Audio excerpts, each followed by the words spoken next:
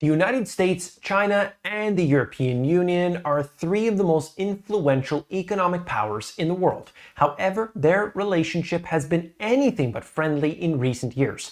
Economic hostility and instability have reached a record high, creating a U.S. China-EU Crisis Triangle. And I'm not talking about the triangle you might see in some soap opera or reality TV show.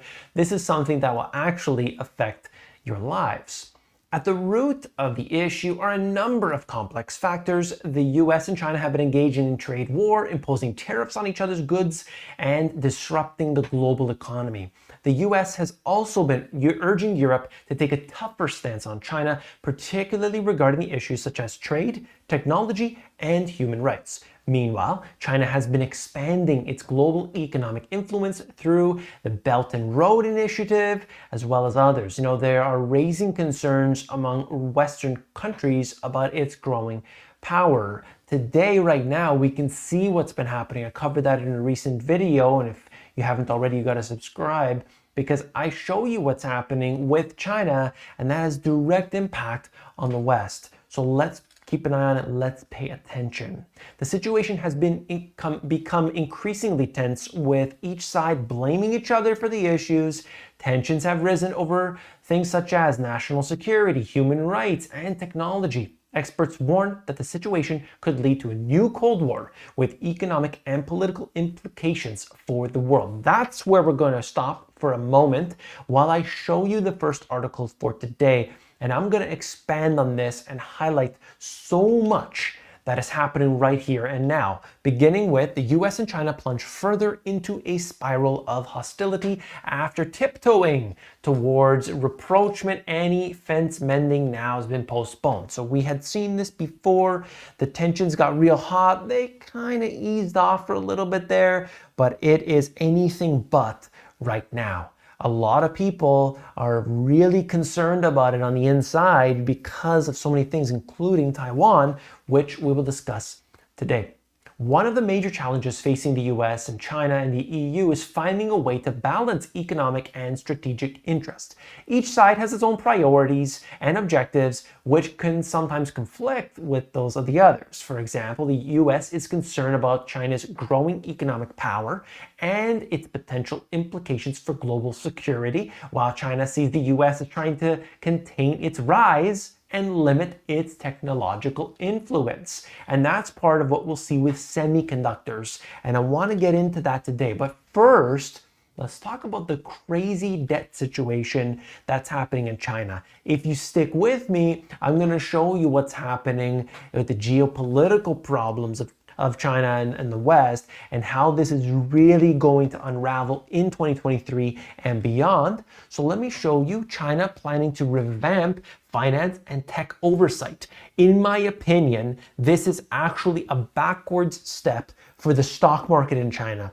I showed two very important things not that long ago when we were talking about China, and I said the stock market will do well if number one, lockdowns end, and number two, they kind of ease up on all the restrictions. They got one, the lockdowns are not as bad as they were, certainly. Number two, doesn't look so good. Okay, so let's just quickly go into that. You could see China plans to overhaul the financial regulatory system by consolidating aspects of the central bank and securities regulator under a new entity while doing away with the existing banking regulator. They want to tighten up, and I could see kind of why they would want to do that. They want stability and so on. But what I believe this means is that the government has more control over these industries. And part of that, by the way, is that they have the oversight of scientific research. So now they have more control over the scientific research. You can deal with that on your own, okay? You know what I mean right there? Okay, next aspect is that China's local governments boost revenue by selling land to their own entities. You did hear me correctly. They're selling land to their own entities, okay? So the official think tank report hints at the extent of the financial woes in crucial economic engine for the country. So you know that this is the biggest asset globally. And my goodness, I can't believe it, but what we're seeing here is a $62 trillion asset, and that is China's real estate, $62 trillion. So of course they're going to be concerned when it goes and has a problem. They need to continue to push this up, and they really struggled to do that.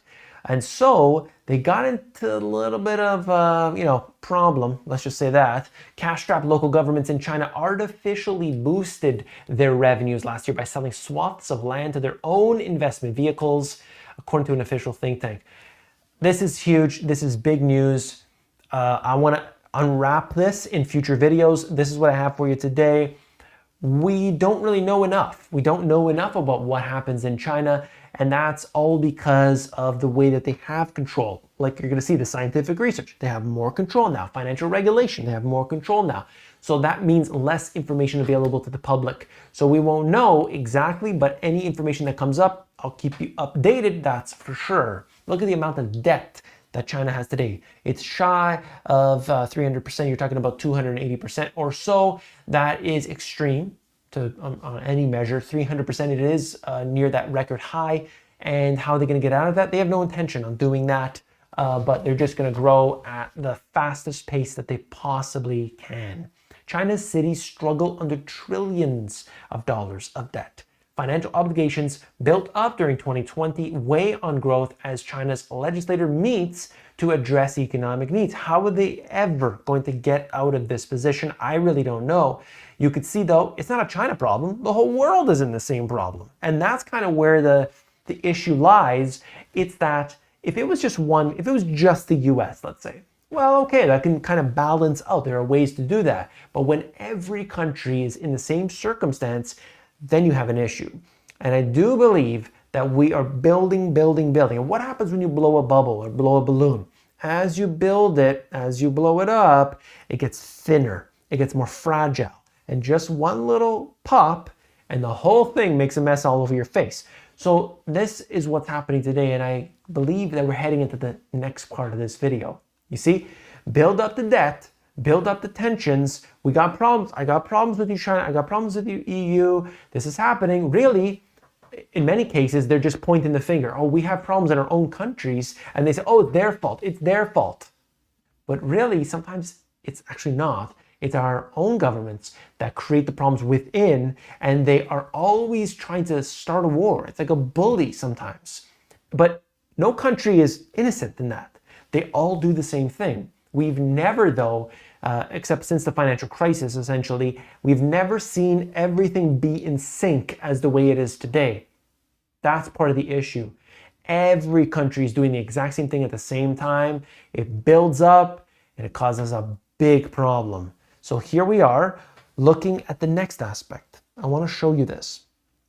China's energy transition policy, essentially saying that China will stay with coal. They're not going to go away from it. They're going to keep building their country on coal, as well as other energy. You know that's a fact. But they're going to use coal, and they're not going away from it, because the number one priority for China, if you've ever heard of anybody inside the government, if you've ever dealt with people inside, you will find that they have the same policy, and that is number one thing is to take as many people from the rural areas, bring them up into cities. That's the plan. That's the policy. Get the growth going. They need to get their economy happening, demographics problems, and so on. They're trying to reverse some of that. It's going to be a big struggle. They got 1.4 billion people. It's not as if that can happen overnight. Interesting to say the least. The U.S. imposed semiconductor export controls on China. This is big because if you look at what had occurred, the US is basically saying, hey, we do not want China to excel in this category, and we're going to be able to punish them. We're going to do this so that they cannot take the advantage over us, national security factors, as well as economic. Well, you have the Netherlands stepping in. I've been talking about this a little while. They're officially on board, and it is being put in place. Pentagon sees giant cargo cranes as a possible Chinese spying tool. I don't know if there's any legitimacy to this. The Pentagon is saying it. And I just wanted to bring that to you because there's like every category is happening right now. You also have this. China says it's puzzled after a report from Germany might ban Huawei from parts of the 5G mobile network. So while the US might have said, no thanks, we don't want any part of that. And Germany said, yeah, let's do it. Let's build it up. Now they seem to be going in the other direction. So you can see that there are two factions that are being formed right now very clearly. You got the West and you got the East. And that has become a big issue. It's kind of like the Middle East is where that line is. And that's a problem because these tensions are building. We're building towards something. And I do believe that they want a war to happen. The US wants Europe to stand up to China. Europe says, not so fast. I talked about this a while ago, and I've been highlighting this, that Europe wants China.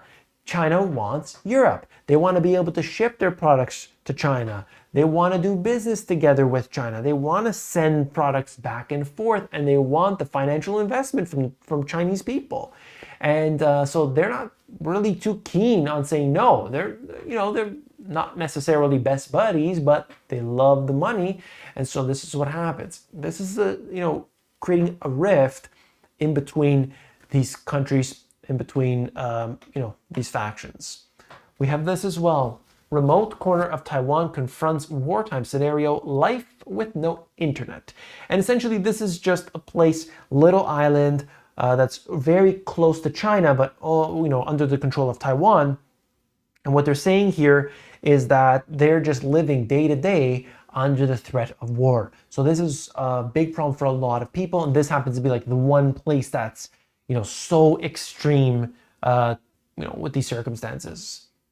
The leader of China calls for more quickly elevating armed forces. They're setting up for war, that's all I'm trying to say. And you could see that the US doesn't want to separate its economy from China's. Hey, we want to stay friendly. That's all they're saying. We want to stay friendly. I'm not so sure they want to be too friendly. Both sides seem to be hitting back, let me tell you. And this is just talking about the fact that their temperatures are rising in China very early.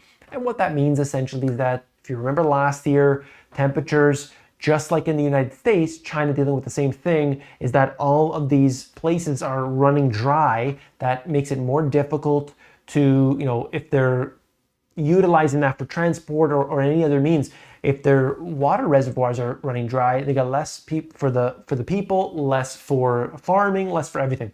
So that's a problem as well. So I believe on every single level, things are very concerning. You're going to see those three, the triangle we talked about at the beginning. That's something that will evolve over the next literally weeks and months. So we're going to pay attention to that. I would be very concerned if I was an investor looking at China's equities right now, particularly with tech. The government may clamp down here. So I don't know what kind of ceiling there is with the stocks in that regard. Watch what happens between all of these countries and of course Europe. Looking at them, they're kind of in between it all. So if you found this video informative, please don't forget to subscribe, because each and every day I bring you the latest and greatest information. I'll see you tomorrow. Take care.